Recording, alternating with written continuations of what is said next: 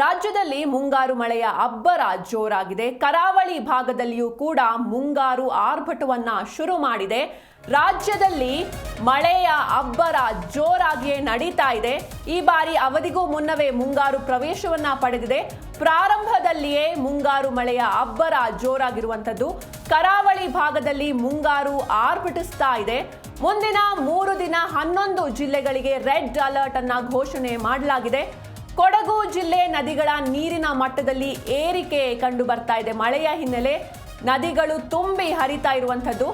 ದಕ್ಷಿಣ ಕನ್ನಡ ಕೊಡಗಿನ ಶಾಲಾ ಕಾಲೇಜುಗಳಿಗೆ ರಜೆಯನ್ನ ಘೋಷಣೆ ಮಾಡಲಾಗಿದೆ. ನಿನ್ನೆ ಕೂಡ ರಜೆಯನ್ನ ಘೋಷಣೆ ಮಾಡಲಾಗಿತ್ತು.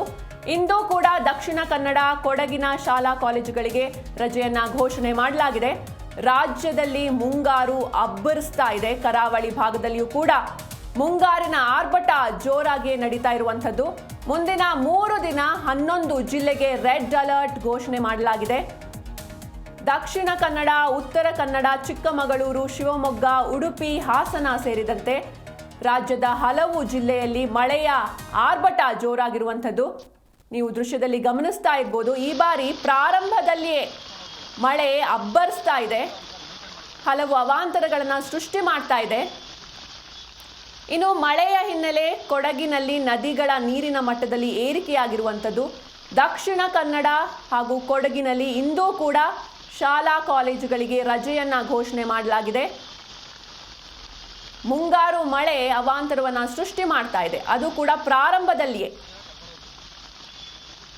ಶುರುವಾಗಿ 2-3 ದಿನಗಳಲ್ಲಿಯೇ ಈ ರೀತಿಯಾದಂತಹ ಅವಾಂತರ ಸೃಷ್ಟಿ ಮಾಡಿರುವಂಥದ್ದು. ಕರಾವಳಿ ಭಾಗದಲ್ಲಿಯೂ ಕೂಡ ಮುಂಗಾರಿನ ಆರ್ಭಟ ಜೋರಾಗಿದೆ. ಮಳೆಯ ಹಿನ್ನೆಲೆ ಎಲ್ಲ ನದಿಗಳು ಕೂಡ ತುಂಬಿ ಹರಿತಾ ಇರುವಂಥದ್ದು. ಮಲೆನಾಡು ಭಾಗದ ನದಿಗಳಾದ ಹೇಮಾವತಿ, ಭದ್ರಾ, ತುಂಗ ನದಿಗಳು ತುಂಬಿ ಹರಿತಾ ಇವೆ. ಇನ್ನು ಕೊಡಗು ಜಿಲ್ಲೆಯಲ್ಲಿಯೂ ಕೂಡ ನದಿಗಳ ನೀರಿನ ಮಟ್ಟದಲ್ಲಿ ಏರಿಕೆಯಾಗಿರುವಂಥದ್ದು.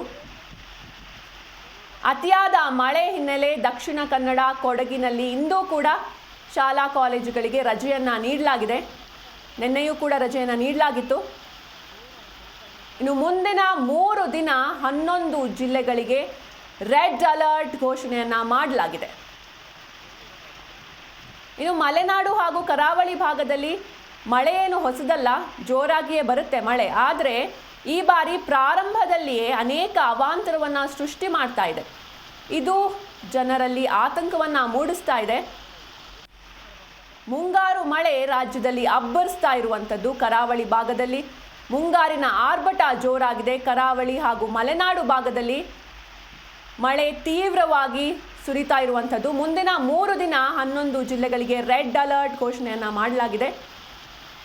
ಮಳೆಯ ಹಿನ್ನೆಲೆ ನದಿಗಳು ತುಂಬಿ ಹರಿತಾ ಇವೆ. ಕೊಡಗು ಜಿಲ್ಲೆಯಲ್ಲಿ ನದಿಗಳ ನೀರಿನ ಮಟ್ಟ ಏರಿಕೆಯಾಗಿದೆ.